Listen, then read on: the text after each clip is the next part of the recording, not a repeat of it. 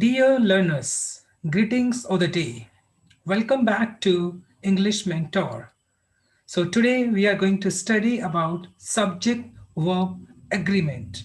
So before we proceed, I would like to request each one of you, please subscribe to my channel, share, comment and like.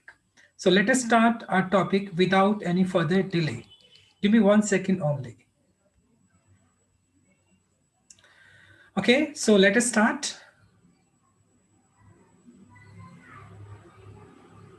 This is our first screen, first slide. Okay, so rule number 1 says,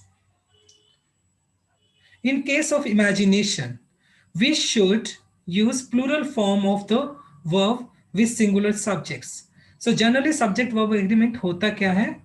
See, subject verb agreement का बोल सकते हैं एक ऐसा agreement subject और verb के बीच में कि अगर आपका सब्जेक्ट सिंगुलर होगा, अगर आपका सब्जेक्ट सिंगुलर है तो वर्ब भी आपको सिंगुलर ही यूज करनी पड़ेगी, और अगर आपका सब्जेक्ट प्लूरल है तो वर्ब भी आपको प्लूरल ही यूज करनी पड़ेगी.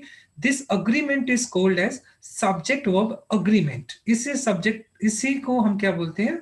सब्जेक्ट वर्ब अग्रीमेंट बोलते हैं. So rule number 1 says, normally क्या होता है, अगर सब्जेक्ट सिंगुलर तो वर्ब भी सिंगुलर, सब्जेक्ट प्लूरल तो वर्ब भी plural. But in case of imagination we have to use plural form of the verb with singular subject as well as plural subject. Normally क्या होता है, singular subject के साथ singular verb, plural subject के साथ plural verb. लेकिन अगर आप इमेजिनेशन कर रहे हो, चाहे सब्जेक्ट आपका कोई भी हो, आपको प्लूरल फॉर्म ही यूज करनी है. देखते हैं example. I wish I were the prime minister. So my dear student, I were the prime minister is the correct answer. अगर यहाँ पर was कर दोगे तो ये इनकरेक्ट हो जाएगा. Why so? क्यों? क्योंकि आप इसमें इमेजिनेशन कर रहे हो, काश मैं प्राइम मिनिस्टर होता. हालांकि आई एक सिंगुलर सब्जेक्ट है, वॉच लेता है, लेकिन क्योंकि ये इमेजिनेशन है, in case of imagination it doesn't matter what subject you are using, with all subjects we have to use verb. सभी सब्जेक्ट के साथ हमें वर यूज करना पड़ेगा इमेजिनेशन के केस में. Second sentence, she ordered as if she were my mother. वो मुझे ऐसे ऑर्डर देती है जैसे कि वो मेरी माँ हो. अब ये भी एक तरह की इमेजिनेशन है, तो यहाँ अगर हम यहाँ पे वॉज लिख देते तो ये भी इनकरेक्ट होता. Why so? Because in case of imagination with all subjects whether singular और plural we have to use plural verb. हमें प्लूरल वर्ब यूज करनी होती है. Now, rule number 2, my dear student, this particular sentence belongs to optative sentence. अब optative sentence कौन सा होता है? जिसमें आप सामने वाले को कोई blessing, okay, greet, blessing करते हो, pray करते हो, वो सारे sentences आपके क्या होते हैं? Optative होते हैं. Generally optative sentence जो होते हैं वो आपके may से start होते हैं और बाद में आपका exclamatory sign लग जाता है, ये वाला. तो उस केस में क्या होता है, हम optative sentence को follow करते हैं. नॉर्मली माय डियर स्टूडेंट, चाहे कोई भी आपकी मॉडल वर्ब क्यों ना जाए, मॉडल वर्ब के बाद हमेशा ही वर्ब की फर्स्ट फॉर्म लगती है. उसके साथ एस या एस का कोई फंडा नहीं होता है. मॉडल वर्ब के बाद हमेशा ही फर्स्ट फॉर्म लगेगी. अब मैं यहाँ बताने की कोशिश क्या कर रहा हूं, देखिए. अगर मैं बोलता हूं कि may God bless you, may God bless you, और अगर मैं ये बोलूं कि God bless you, so my dear student, don't get confused in both the sentences. देखें, अगर मैं बोलूं may God bless you exclamatory mark, God bless you exclamatory mark, तो जब हम ये बोलते हैं गॉड ब्लेस यू, हालांकि गॉड सिंगुलर है, लेकिन ये सेंटेंस आपका ऑप्टेटिव सेंटेंस है, इसमें मे लिख नहीं रखा है, यहाँ पे हमने मे बोला भी नहीं है, लेकिन हमें इस चीज को अज्यूम करके चलना होगा कि मे इस पर्टिकुलर सेंटेंस में है.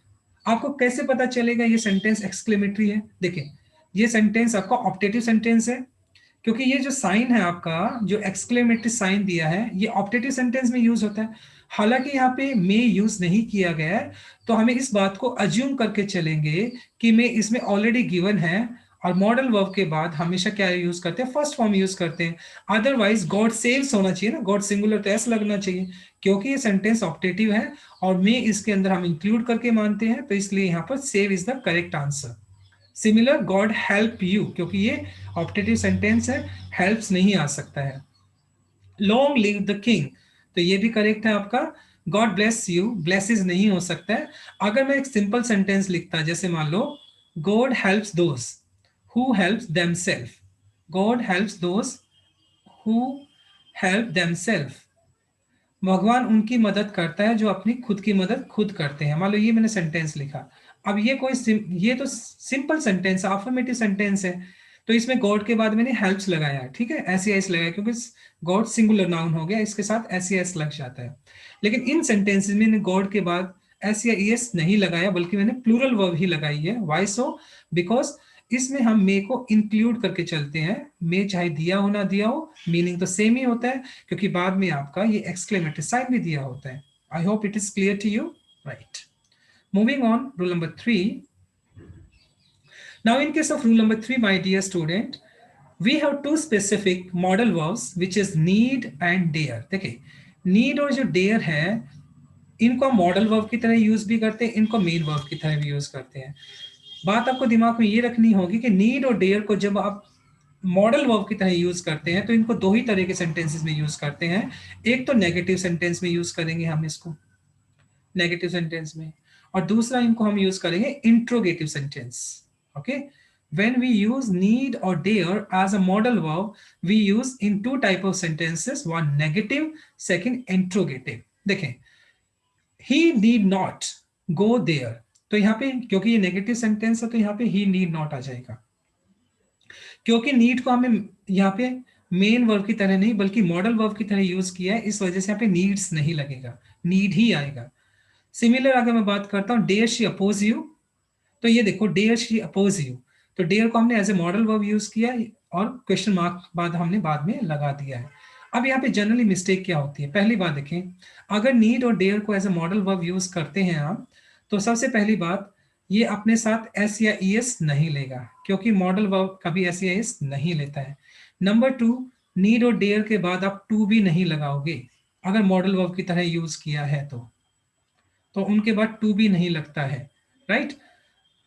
अब सेंटेंस को देखो, ही नीड नॉट, अगर आप यहाँ पे टू लगा देते हो ये इनकरेक्ट हो जाएगा, क्योंकि मॉडल वर्ब की तरह यूज करेंगे तो नीड के बाद टू नहीं लगता है, मेन वर्ब की तरह यूज करेंगे तब टू लग जाएगा। I hope it's clear to you, right? This is in case of need and dare. Need and dare are used as a model verb and we use in two conditions, one interrogative sentence and second one negative sentence only. जब need और dare को हम modal verb की तरह use करते हैं ना तो ये अपने साथ एस या एस लेता है ना अपने साथ टू लेकर आता है। Moving on, rule number 4. Now my dear student, two nouns for one person. एक ही पर्टिकुलर सेंटेंस में हम दो नाउन यूज कर रहे हैं और दोनों नाउन एक ही इंसान के लिए है। So in that case, we have to treat that particular noun as a singular subject, and we have to use singular verb. अब देखें, the poet and painter has died. Now the poet and painter has died. Now I want to ask you, in this particular sentence, if you look at this particular sentence, the poet and painter has died. हालांकि मैंने यहाँ पे एक noun तो ये use किया है, दूसरा नाउन मैंने यहाँ पे ये यूज कर लिया। अब आपको पता कैसे चलेगा ये एक ही बंदा है? अगर आपका आर्टिकल सिर्फ फर्स्ट पर्सन के साथ दिए गए, सेकंड पर्सन के साथ नहीं है, so it means we are using two nouns for one person. Person एक है तो सब्जेक्ट सिंगुलर होना चाहिए। तो the poet and painter has died, अब पोइट भी वही था और पेंटर भी वही था, तो इस वजह से वो सिंगुलर सब्जेक्ट था, तो हमने हैज यूज किया है। The clerk and council was present in the meeting. Clerk भी वही है, काउंसलर भी वही है, क्योंकि काउंसलर के बाद हमने कोई आर्टिकल नहीं दिया तो इस वजह से सिंगुलर सब्जेक्ट माना जाएगा, यहाँ पे वॉज आ जाएगा, was present in the meeting. अगर सेम रूल के अंदर मैं यहाँ पर अगर द लगा देता और यहाँ नीचे भी द लगा देता, तो अब ये the poet and the painter, अब ये दो बंदे हो जाएंगे, क्योंकि आर्टिकल दोनों के साथ है, तो यहाँ पर फिर क्या लगना चाहिए था? हैव लगना चाहिए था। सिमिलर अगर मैं यहाँ पे भी द लगा देता हूँ काउंसलर के साथ, तो यहाँ पे फिर आपका वर आना चाहिए था, right? So this is very interesting rule. Now, rule number 5. Now, in case of rule number 5, we connect two nouns in one particular sentence, but both the nouns have similar meaning.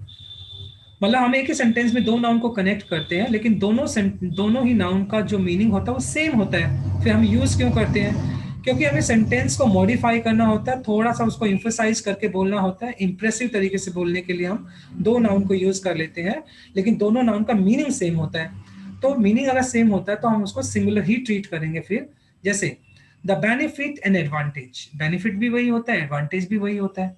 The benefit and advantage from this business is enormous, अब हमने easy use किया है, are use नहीं किया है। क्यों? क्योंकि benefit और एडवांटेज का मीनिंग सेम है।